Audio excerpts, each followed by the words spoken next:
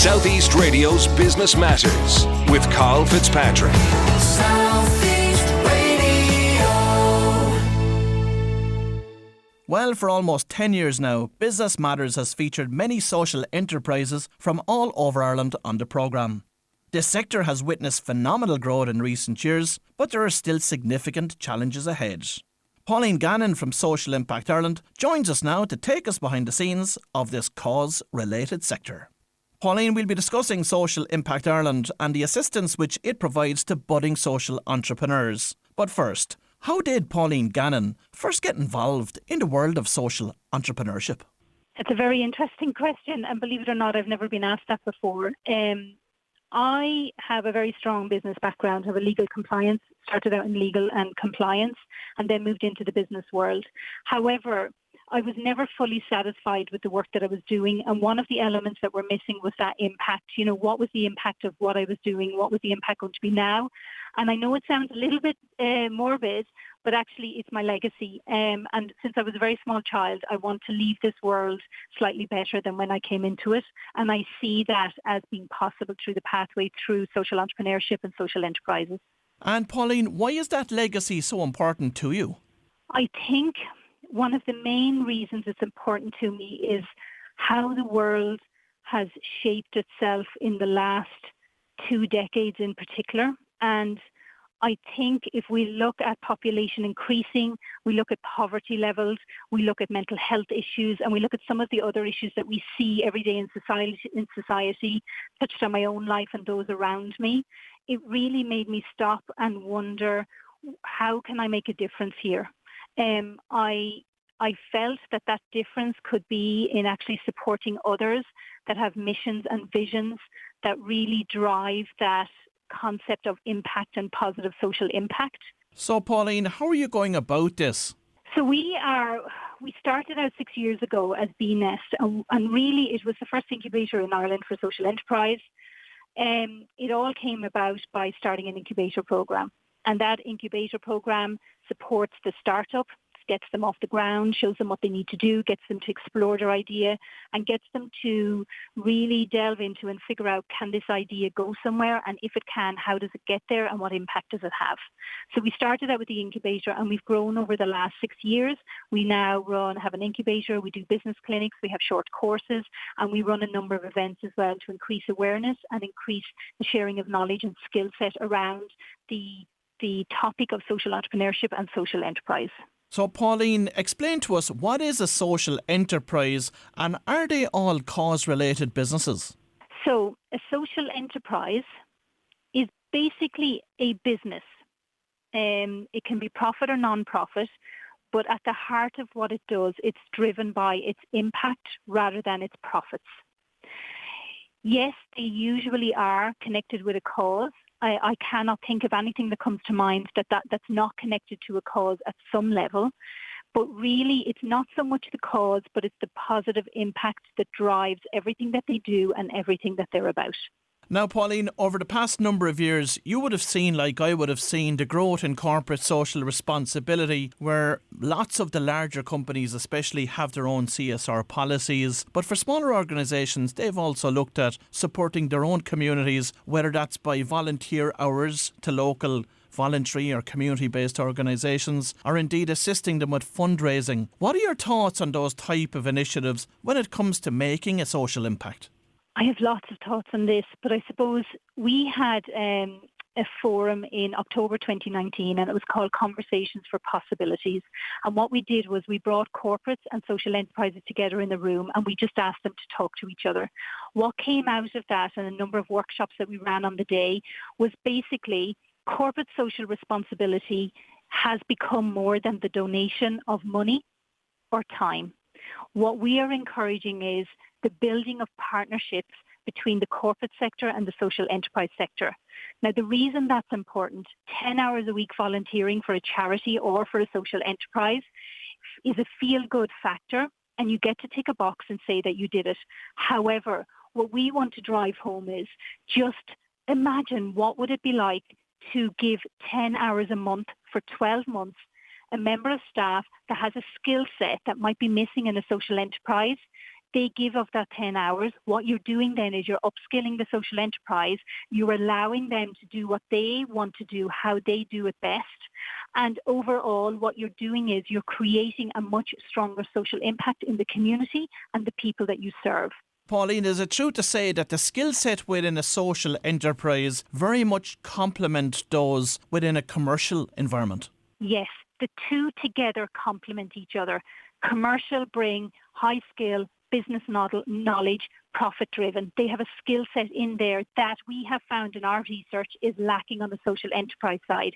However, on the social enterprise side, social mission, social impact, heart of the community, a business model that considers the impact of the business, the product, the services that it provides, that then can teach on the corporate side and teach about social mission and how to reach the community in a more impactful way. So they complement each other.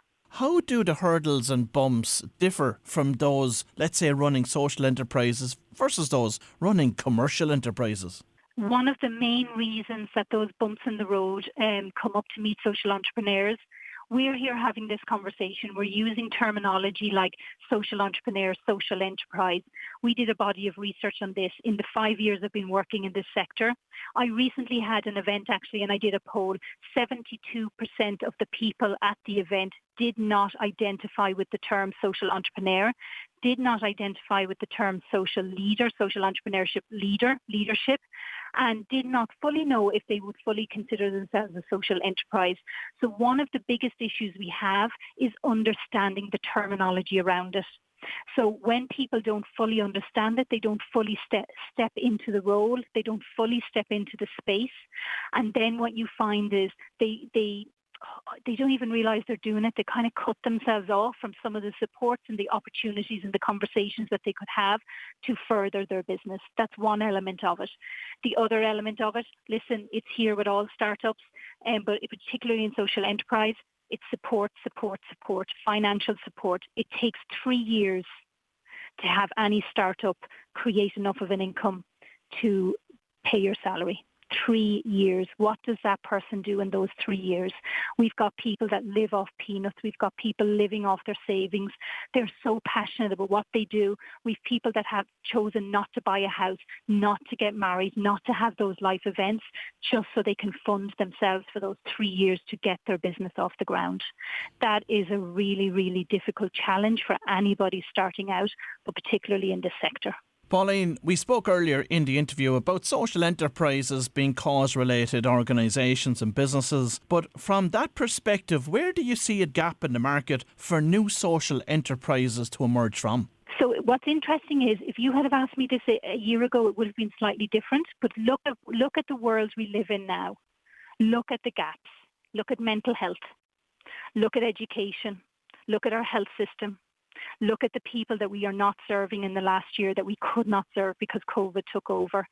Look at recycling. Look at the green the green campaigns around the environment. You know, there's lots and lots and lots of gaps that we see. Look at your own communities. Look at the greenways. Look at the walkways.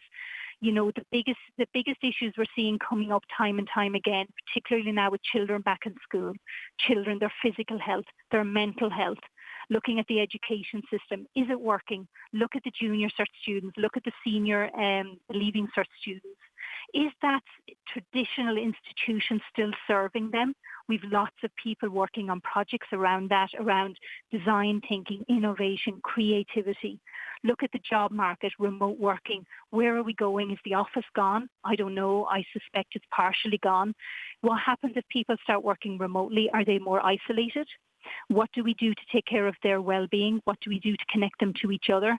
There's so much happening in our communities at the moment as we come out of COVID, hopefully, but actually we're coming out to a new society. And what do we want that society to look like? How do we want to serve those in our communities? That would be my starting point for anyone that has an interest in this. And if you have an idea, look at the gaps that are there. Where does your idea fit into that? Who is it connected with? Who's your value network? What's the purpose of it? What's the mission, the vision? What's your why? And Pauline, just on that particular topic, do you believe that social enterprises and indeed their contribution to the greater society gets the credit that they deserve? Absolutely not. Carl, I've worked with people that will never, ever get the credit for the years that they have put in as grassroots organisations, bridging gaps created by lack of policy, created by lack of funding at a government level. They will never get the recognition for the work that they do in the communities to keep them stitched together, particularly for the vulnerable, particularly for children and vulnerable. I don't think they will. I think the only way we start a pathway to have them recognised for the work that they do, separate it out of the third sector. There's nothing wrong with the third sector, but separate it out, elevate it up, bring it on a par with commercial, give equal support to both startups, whether it's in the commercial sector or the social enterprise sector. Keep the conversations going between the two sectors. And as a society, every single one of us, look at what you're buying, look at how you're spending your money, look at the impact it's having, and be very, very aware that that circular social economy is what the world needs as we come out of COVID in particular. So for anyone listening this morning that would like to start on that journey, what advice have you got for them? I will say take that first step. Please, if you want, reach out to us. We will help you explore your ideas, your concepts. We will help you to figure out if you're onto something or if you need to tweak it. And then what I would say is get a piece of paper out, old traditional style, piece of paper and a pen. What is your why? Have that as your starting point. If you have a strong why, then start taking the steps to make it happen. There has never been a better time in Ireland to start a social enterprise. Well, if you've just tuned in, that was Pauline Gannon from Social Impact Ireland, and I'd like to thank Pauline for sharing these insights with us this morning. Southeast Radio's Business Matters with Carl Fitzpatrick. Southeast Radio.